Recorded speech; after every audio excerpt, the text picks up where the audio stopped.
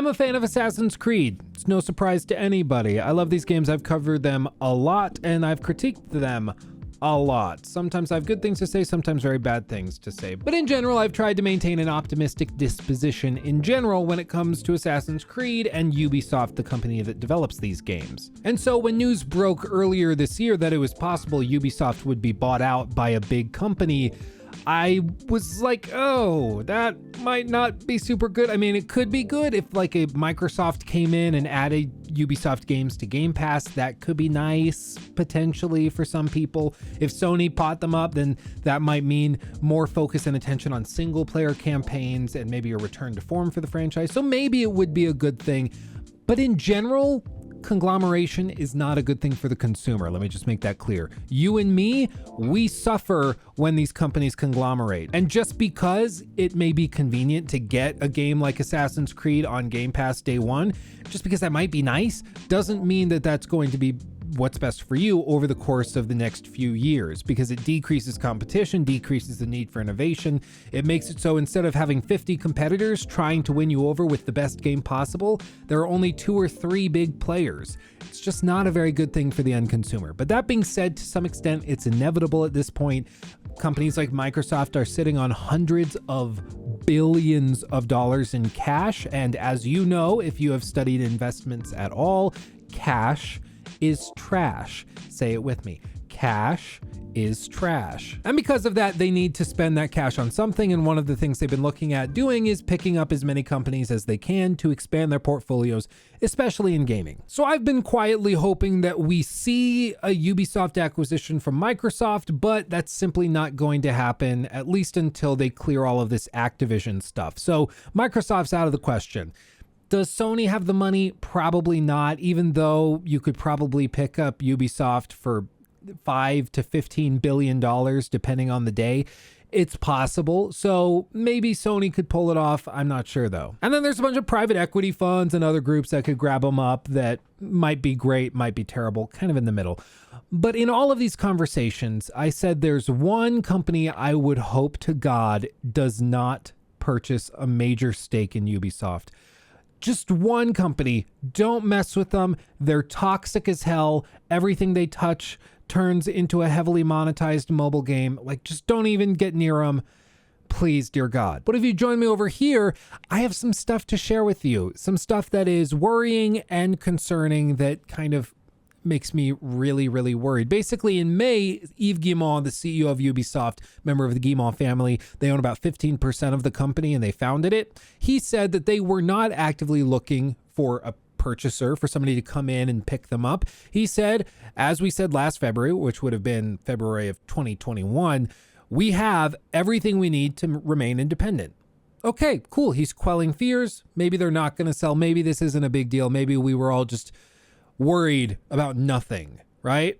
So as long as like they occasionally talk to maybe Microsoft or Sony, things won't be bad and they'll eventually sell to a company that will understand the quality of the product is important and that first player games are crucial. Just as long as they don't talk to that one company, we'll be okay. Well, guess what company they've been in private talks with for months. Like since he made this statement, he knew they were talking to them.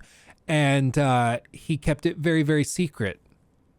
Yeah, that one company that is like the worst case scenario for Ubisoft. Of course, I'm talking about Tencent. This report comes from Reuters. It's something that just launched today as I'm filming this video. So a couple of days ago, depending on when you're watching this, if it's relatively close to when I post it. Basically, Tencent has announced that they are looking to acquire a major stake in the company, which effectively just means that they want to own more than the 5% they currently own. Quick sidebar, the way Ubisoft is broken up is like this. 80% of the company is owned publicly. That means you and me could trade shares if we have access to a compatible financial instrument that holds Ubisoft shares since they're traded in France.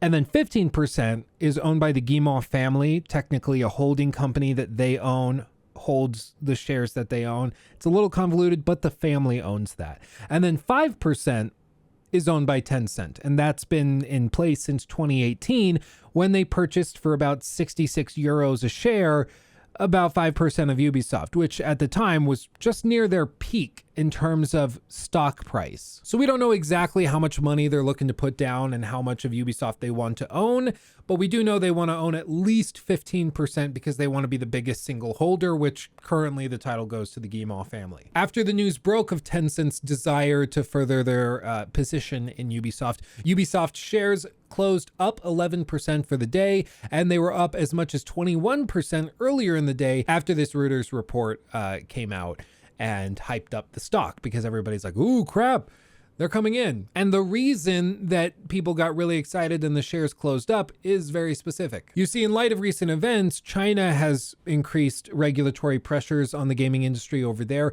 and it is extremely competitive in China right now. So Tencent is looking to acquire publishers and developers in outside markets internationally, which is why they've bought up stakes in all sorts of companies, big name companies like Take-Two, EA, and Ubisoft. And they've even said publicly that Tencent is very determined to nail down the deal, as Ubisoft is such an important strategic asset for Tencent.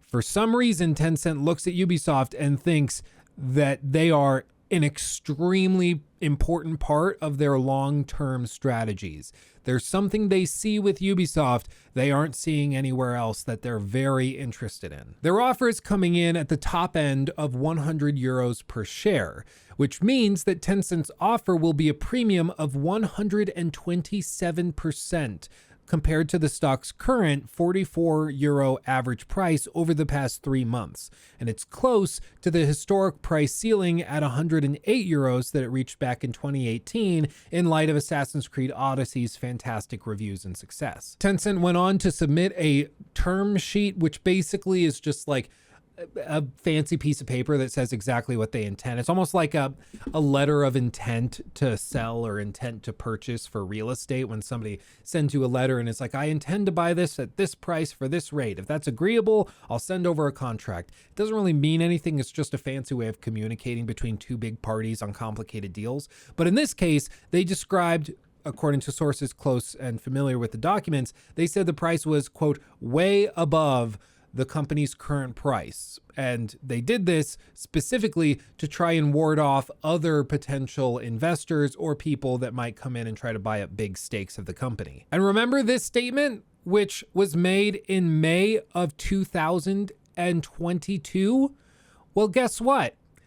Tencent's senior executives flew to France in May, this May, to meet with the Guillemot family about the purchase.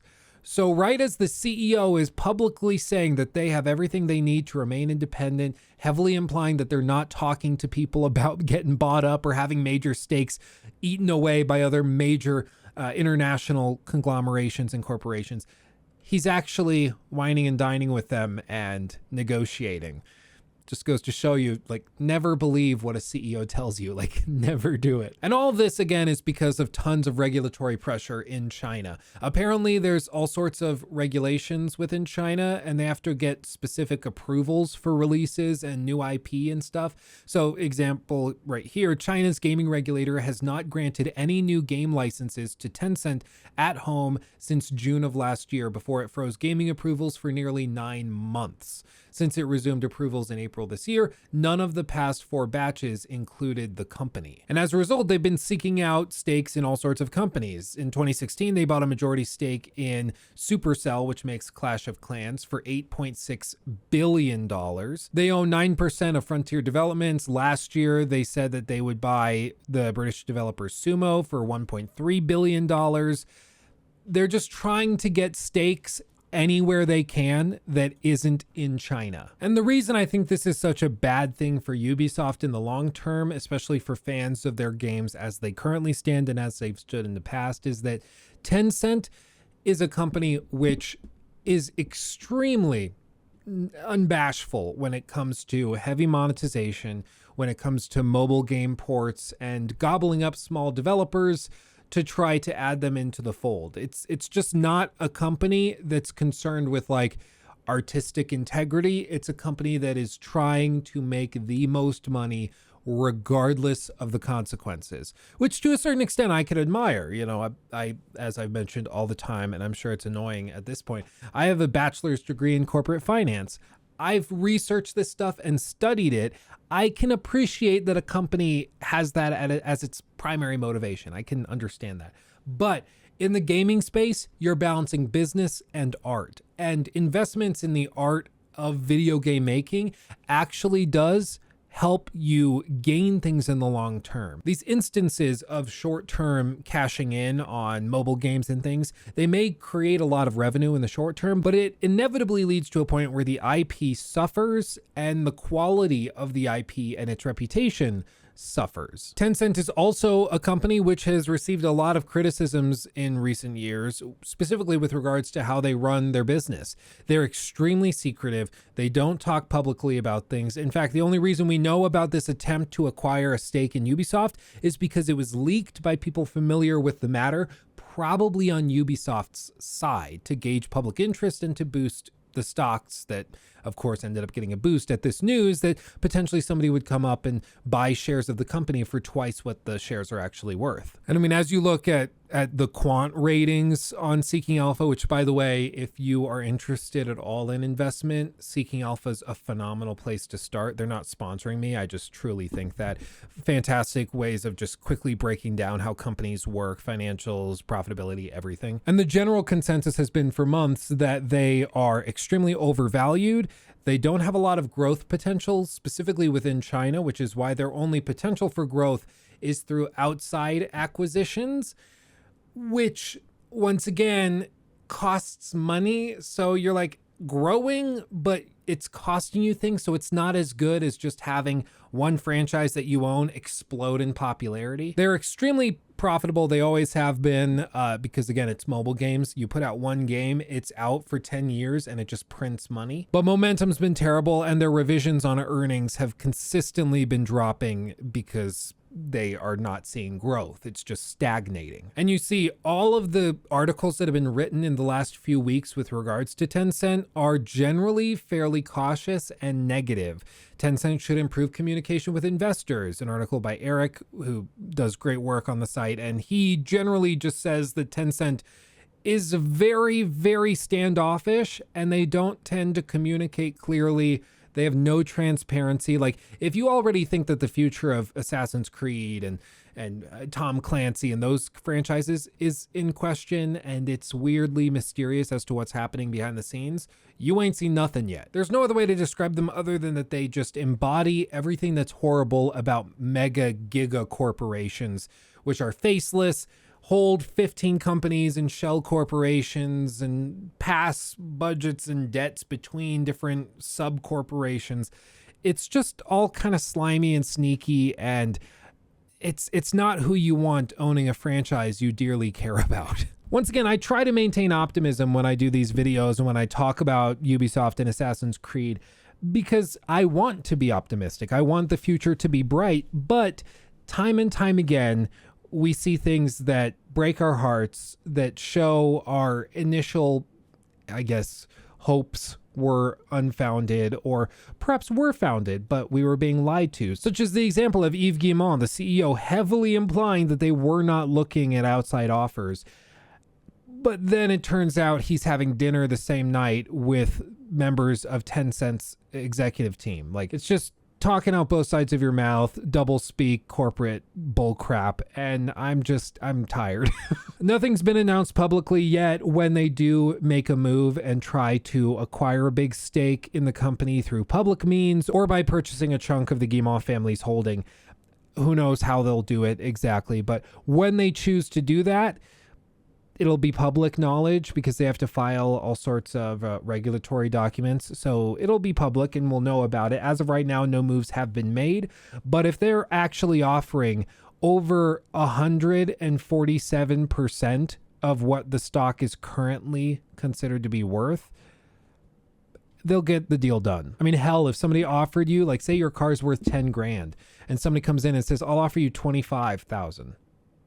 Like, even if you weren't going to sell your car, you're going to sell your car, you know? So I don't mean to be a Debbie Downer, but I would just start to make like funeral arrangements for for Ubisoft as of right now. I would start to brace for impact. But like, exaggerations aside, would it actually be the end of the world? Let's say Tencent picks up another 20% stake. So they go to 25% of the company, the Guillemots own 15% of the company, and then the public owns 60. Would that be the end of the world? Well, probably not, at least not immediately. But the reason that this is crucial, and the reason why having the largest stake in the company, is because when you hold the largest piece of pie, you have control, you have power.